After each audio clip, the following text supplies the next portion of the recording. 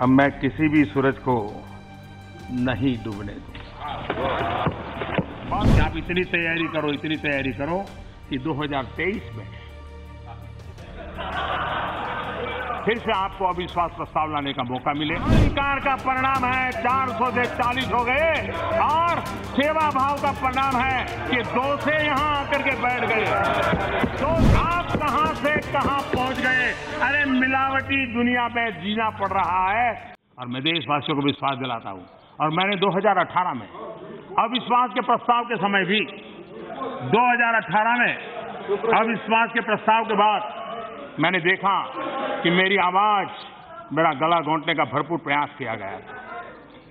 1.5 पौने 2 घंटे तक नारेबाजी के बीच में भी ये ईश्वर की कृपा थी कि मैंने अपनी बात देश और दुनिया के सामने रखी। और उस समय मैंने आपको एक शुभकामनाएं दी थी। वो शुभकामनाएं मैं आज फिर देना चाहता हूं कि आप इतनी तैयारी करो कि 2023 में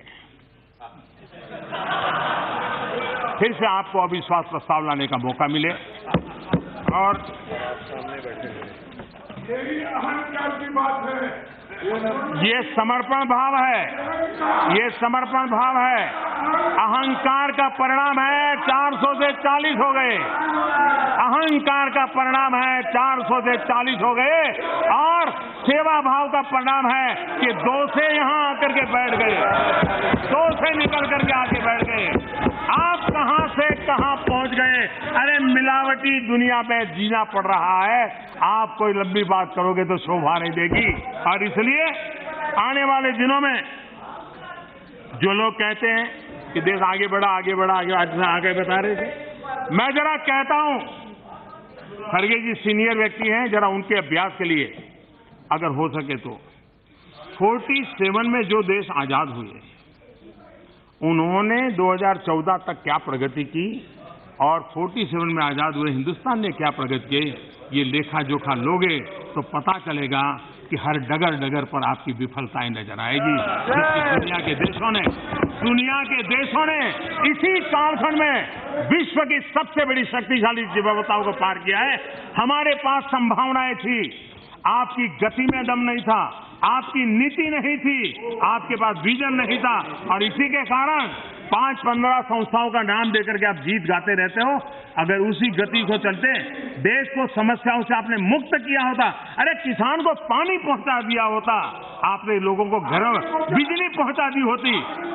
हाँ, हम 55 महीने में कर दिए हैं और आने वाले में देश हमको यही काम देने वाली है। हम करके रहने वाले हैं। और इसलिए आखिर में कहना चाहूंगा, आज सुबह बसवना के कुछ वचन खड़गे साहब पढ़ रहे थे।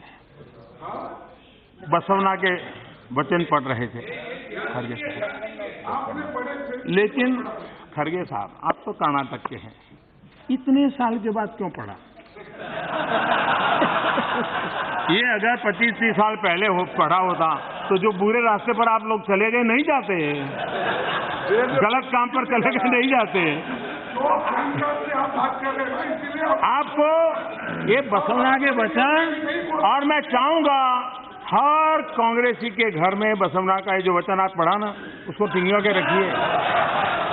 और अभी जहां सरकारें आपको मौका मिला है वहां तो बड़े अक्षरों में लगा के रखिए, ताकि ये बीमारियां जो आपके यहाँ फली फूली हैं थोड़े लोग डरने लगे। और इसलिए भी वहां फोटो मोदी की मत रखना, वरना बेचारे डर जाएंगे तो मुसीबत आएगी।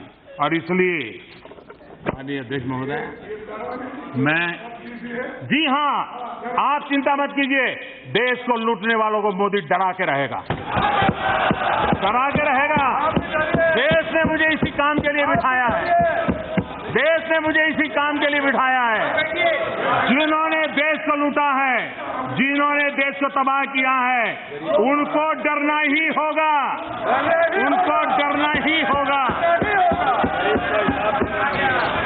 ये डर उन्हें, और इसीलिए तो जिंदगी खपाई है। ऐसे लोगों के खिलाफ लड़ने के लिए जिंदगी खपाई है। माननीय अध्यक्ष जी, आखिर में एक बात कहना चाहूंगा।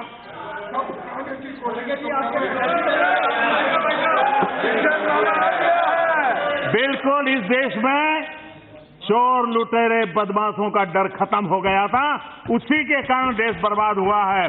उनके लिए डर पैदा करने के लिए देश ने मुझे यहां बिठाया है और इसलिए इस काम को हम आगे बढ़ाने वाले हैं। अध्यक्ष महोदया जी, आखिर में एक बात कह करके मेरी बात को समाप्त करूंगा। सूरज आएगा भी तो कहां, सूरज आएगा भी तो कहां,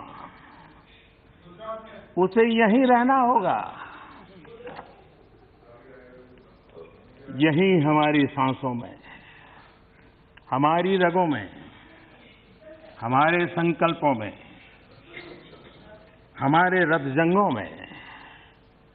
तुम उदास मत हो, तुम उदास मत हो। अब मैं किसी भी सूरज को नहीं डूबने दूंगा। बहुत बहुत धन्यवाद।